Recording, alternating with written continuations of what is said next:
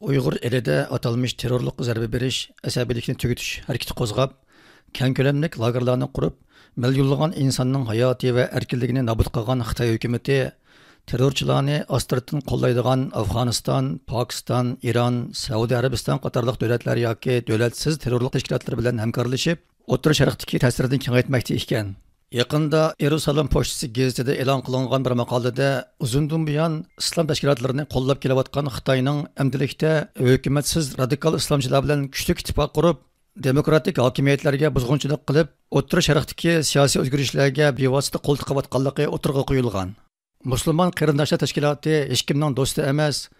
Xitoy buni tushunishi va ogoh bo'lishi kerak nomli bu maqolada ko'rsatilishicha, Xitoy o'zi o'ydirib chiqargan Sharq Turkiston islom harakatini yo'qotish bahonasida Afg'onistondagi Taliban kuchlari bilan hamkorlik o'rnatgan.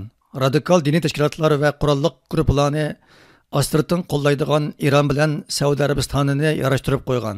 Isroiliyaga terrorlik hujum qilgan Hamasni qo'llab kelgan hamda Falastindagi 14 tashkilotni, jumladan buning ichidagi terrorlik tashkilotlarini Beijingga chaqirib, G'azzani qo'g'dash kelishimi imzolashga sohibxonlik qilgan.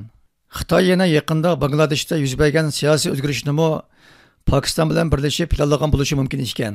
Umuman aytganda, Xitoy yillardan buyon O'rta Sharq va uning atrofidagi davlatlarga xo'jalik qilishga urinib, Amerikaga qarshi siyosiy maqsadini amalga oshirishga kuchab kelgan. Tarixiy sabablar tufaylidan arab islom ellari Isroiliya va G'arb dunyosiga o'chmanlik saqlab kelgan. So'g'uq munosabatlar urushi yillarida arab islom ellari Xitoy bilan sobiq Sovet ittifoqiga yaqinlashgan bo'lib, Xitoy bundan hozirgacha foydalanib kelmoqda ekan. Washingtondagi Uyg'ur tadqiqot markazining direktori Abdulhakim Idris apandi bu vaqt to'xtalib, mundaq dedi. 20-asrninki oldingi yarmida islom dunyosida Afg'oniston va Turkiyadan boshqa mustaqil musulmon davlat mavjud bo'lmagan. Angliya, Fransiya, Gollandiya, Italiya, Germaniya, Çar Rusiya, Sovet ittifoqi qatorliq davlatlar musulmon ellerini sharqdan g'arb, shimoldan janubgacha ishg'ol qilib olgan edi. Xitoy bo'lsa musulmon ellaridan faqatla Sharqi Turkistonni ishg'ol qilib olgan. Musulmon ellari mustaqilliklarini qo'liga keltirgandan beri ishg'olchi davlatlarga qarata, ya'ni g'arb davlatlariga qarata negativ tushunchada bo'lib kelmoqda. Bular Xitoyningki ishg'oliyatining qanday qabih va rezil bo'ladiganligidan xabari yo'q.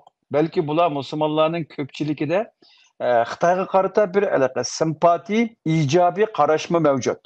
Amerika Cato institutining tadqiqotchisi Mustafa Aqyo'l apandi radiomizga yo'llagan inkosida Xitoyning O'rta Sharqda diplomatik rol o'ynashga tirishayotganligini, masalan, Saudiya Arabistoni bilan Ironni yarashtirib qo'yganligi, Falastindagi Hamas bilan Fatah orasida milliy hamkorlik kelishimi imzolanganligini deb kelib, mundaq deydi.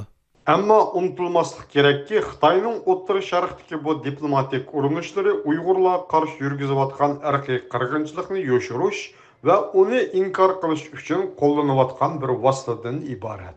O'rta Sharqdagi musulmon xalq Xitoydagi bu qo'rqinchli reallikka ko'z yummasligi, Amerika va Yevropaga noroziligini bildirgan yerda Xitoyning o'zining musulmon fuqarolariga silayotgan qo'rqinchli zulmlariga norozilik bildirishi, uni qat'iy qabul qilmasligi kerak. Maqolada aytilishicha, Bangladeshdagi namoyishda ag'darilgan hukumatning rahbari Shayx Hasina qochib ketishning oldida Xitoyda ziyoratda bo'lgan bo'lib, Xitoy hukumatı uningga so'g'uq muomala qilgan va uning ziyorat vaqtini qisqartgan. Buningdan Xitoy hukumatining uning hukmronligining ayolishadiganligini oldin biladiganligi hamda bu vaqtda Pokiston istixborot organlaridan ishonchli uchurlarga erishganligi taxmin qilinmoqda ekan. Bangladeshning sobiq rahbari Shayx Hasina Bangladeshning davlat otasi Mujibur Rahmonning qizi bo'lib, Xitoy hukumatı uni Hindistonga moyil deb qarab, uningga ishonmay kelgan ekan. Shayx Hasina yaqinda Bangladeshdagi islom tashkiloti jamoat bilan uning tarmog'idagi o'quvchilar tashkilotini siyosiy zo'ravonlik faoliyatlari bilan shug'ullanganligi uchun cheklagan ekan. Jamoat bo'lsa Pokistonga yaqin tashkilot bo'lib, Hamas va musulmon qarindoshlar tashkiloti bilan quyuq munosabati bor ekan. Bu qatim Shayx Hasina hukumatining ag'darilishida jamoatning roli cho'ng bo'lgan. Maqola avtorining deyishicha, Xitoyning Bangladeshdagi siyosiy o'zgarishga bevosita qo'l tiqqanligini o'tirg'a qo'yishda Xitoyning Pokiston alohida qurolli atriti, Pokiston harbiy istixborot organi va musulmon qarindoshlar tashkiloti bilan bo'lgan hamkorligini, vaqtli hukumat qurgan Bangladesh armiyasi qo'mondonining Xitoy bilan munosabati bog'liqligini dalil qilishga bo'ladi ekan. Sharqiy Turkiston Ulamolar birligining a'zosi Turg'unjon Alovuddin Xitoyning bu yerda 200limichi razil siyosat qo'llanayotganligini, ya'ni Uyg'urlarga terrorlik qalpog'i kiydirib, ularni yo'qotishga kirishgan bo'lsa, davlat sirtida radikal islomchilarga va terrorchi tashkilotlarga yordam berayotganligini ta'kidlab o'tdi. Xitoy hokimiyati azaldan 200limchilik siyosat qo'llanib kelyotidi. Bo'libmi bu siyosatni musulmonlarning orasida, islom davlatlarining orasida nihoyatda ustunlik bilan qo'llanib kelyotidi.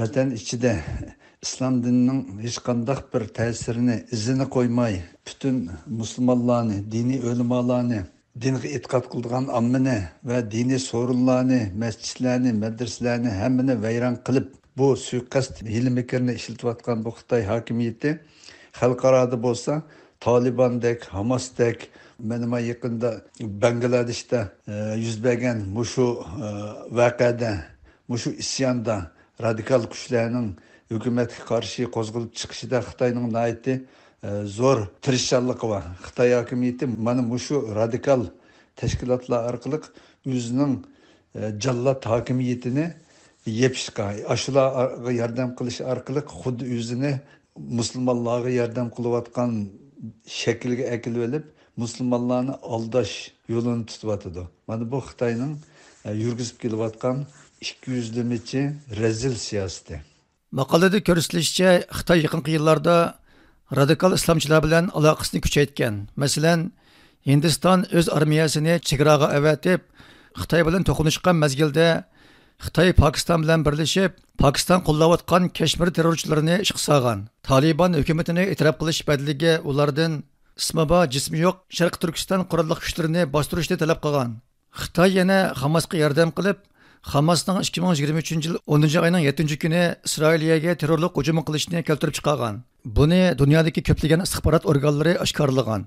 Xitoy g'arb dunyosi bilan dushmanlashib qilishdan saqlanish uchun Hamas bilan uchrashganda ehtiyot qilib kelgan. Shundaqdimi Xitoy Hamasni qo'llab, uning G'azzadagi qonunliq o'rnini qo'g'dashga tirishib kelgan. Ya'ni Xitoy bir yoqdan islom davlatlari bilan do'stlikni davom qilib, bir yoqdan davlatsiz terrorchi tashkilotlarni qo'llaydigan davlatga hamda O'rta Sharqda borgancha muhim rol o'ynayotgan davlatga aylangan. Abdulhakim Idris Efendi Xitoyning Uyg'ur musulmonlarining e'tiqodini kasallikda haqoratlab, islomni terrorlik bilan bog'lagan turg'liq islom dunyosining ko'zini bo'yab, ularning qo'llashiga erishayotganligini, Uyg'urlarning beshiga kelgan bu oqibatning ular uchun bir xatarlik oqibatdan darak beradiganligini va bu oqibatdan asraydiganligini bildirdi.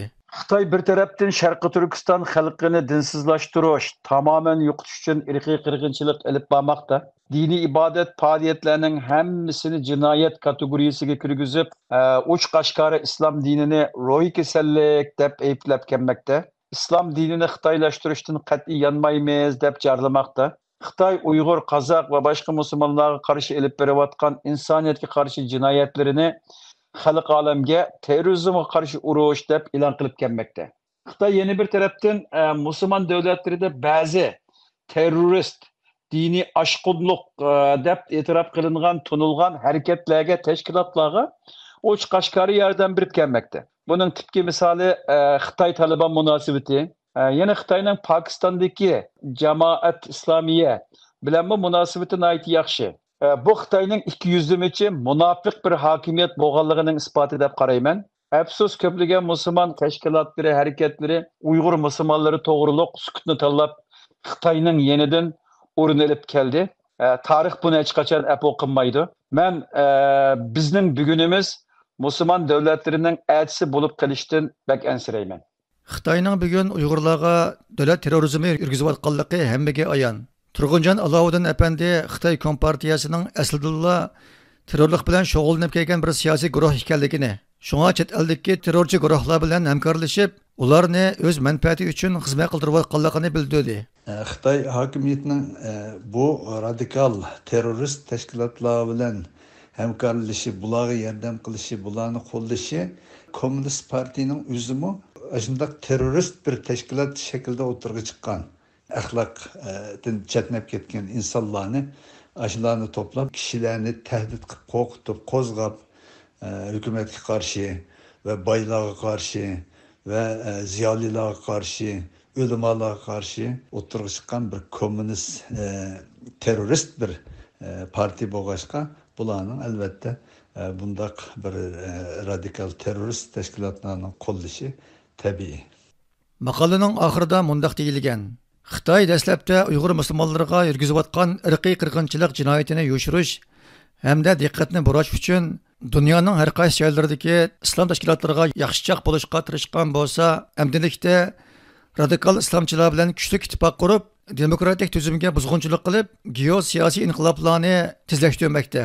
Xitoy shuningdan ogoh bo'lishi kerakki, musulmon qarindoshlar tashkiloti hech kimning do'sti emas. O'rni kim qo'llasa, uningga o'zi tushidi.